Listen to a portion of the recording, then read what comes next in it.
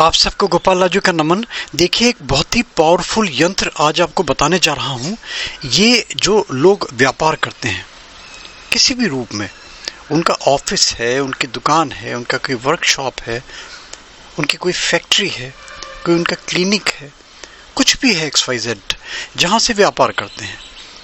इसमें करना क्या है, अगर आपको अपना जन्म का नक्षत्र पता है तब तो उसमें इसको बनाना शुरू करें, और अगर जन्म नक्षत्र पता नहीं है तो कोई भी शुभ मुहूर्त आप ले लें।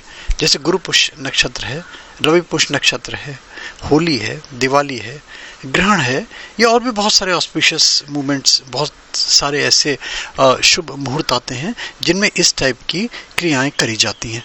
तो वो चुन लें आप।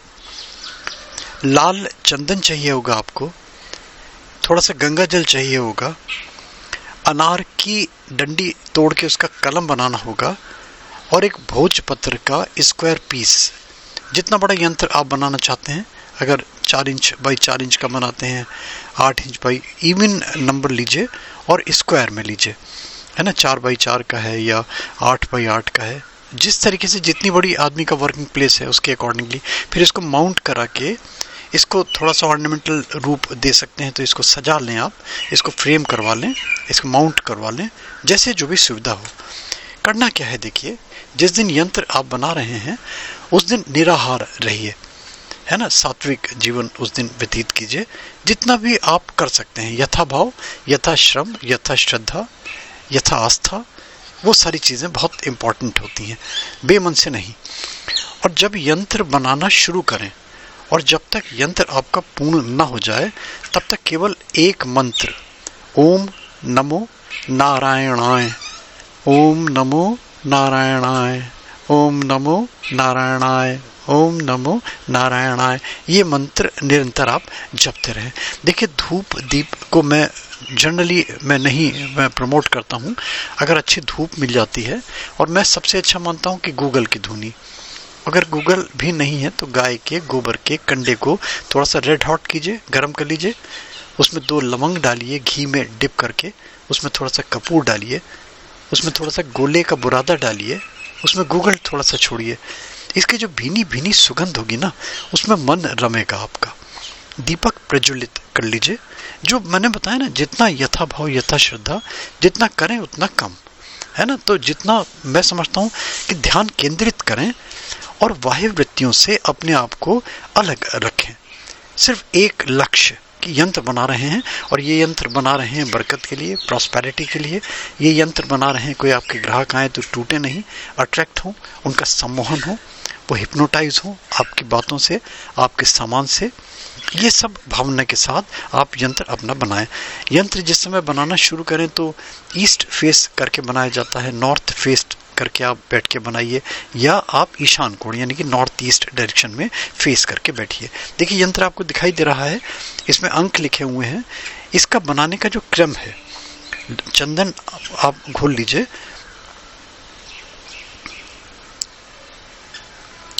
गोरोचन ले लीजिए, अष्टगंध ले लीजिए, जो भी सुविधा से मिल जाता है। कुछ नहीं मिलता तो रोली और हल्दी ले लीजिए, इसको दही के घोल में घोल लीजिए, थोड़ा सा 1 बूंद इसमें शहद भी मिला लीजिए। तो ये तो आपकी हो गई रोशनाई, इंक हो गई।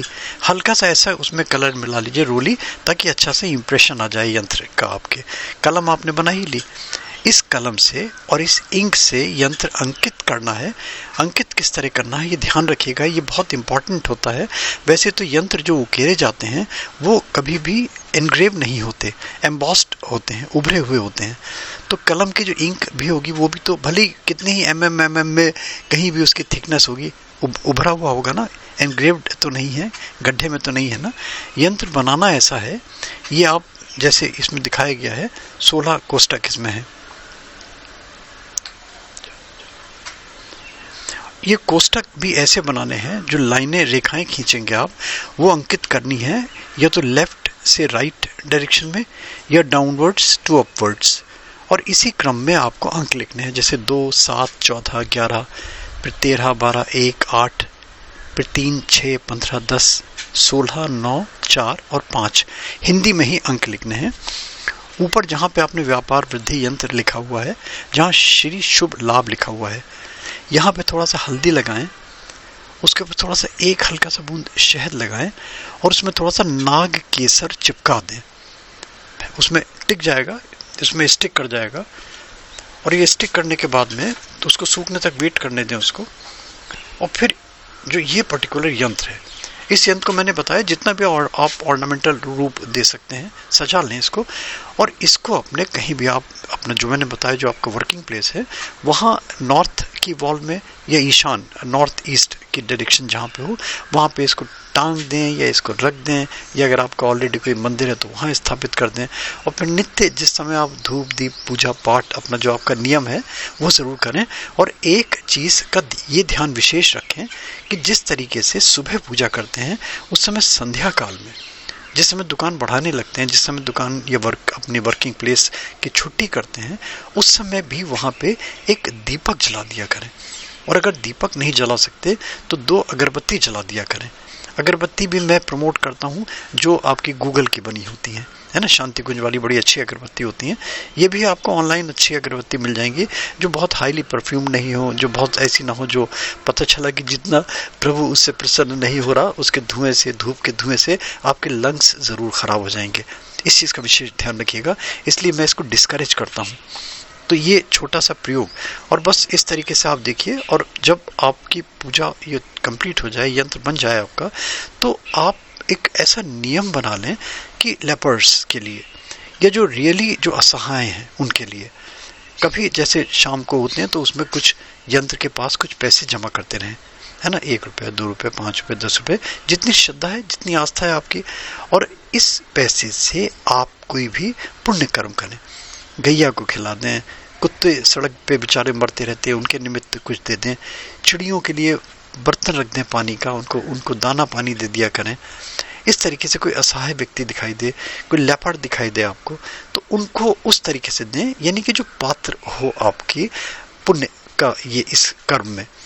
ऐसा नहीं, जो प्रोफेशनल भी बहुत सारे होते हैं उन्हें फिक्र ही नहीं, वो पैसे लेने की फुर्सत नहीं, आप उनके 5 रुपये देंगे तो बड़ा हिकारत की नज़र से देखेंगे आपको। तो ये सारी चीज़ें अपनी देख लें, और बस सुबह अपना यंत्र देख के श्री गणेश करें। संध्या काल में जिस समय आप अपनी छुट्टी करते हैं उससे 10-5 मिनट पहले अपने मैंने बताया दीपक जला लें या अगरबत्ती जला लें, और थोड़ा सा ध्यान रखें कि भाई रात में कहीं वो गिर ना जाए, कभी नुकसान ना हो जाए, तो उसको आधे घंटे पहले जला दें ताकि जिस समय आपका छुट्टी बंद होने का टाइम हो उस समय वो ठंडी हो जाए। इतना सा मात्र, और आप देखिए कि जो व्यापार वृद्धि वर्धक यंत्र है कितना शुभ सिद्ध होगा आपके लिए। थैंक यू दोस्तों, लाइक सब्सक्राइब फॉरवर्ड, एक नोटिफिकेशन बेल ज़रूर कर लें। ये जो किताब मैंने लिखी थी 35-40 वर्षों पुरानी, उसी की चीज़ें मुझे आज तक खिला रहा है ये, और आप देखेंगे इन्हीं का ही कहीं ना कहीं पुनरावृत्ति होती है। और ये जो चीज़ें मैंने ली हैं ये ऑथेंटिक साइट से ली हैं, जो टेक्स्ट बुक्स हैं आपकी, मूल ग्रंथ जो हैं वहाँ से मैंने लिए हैं ये।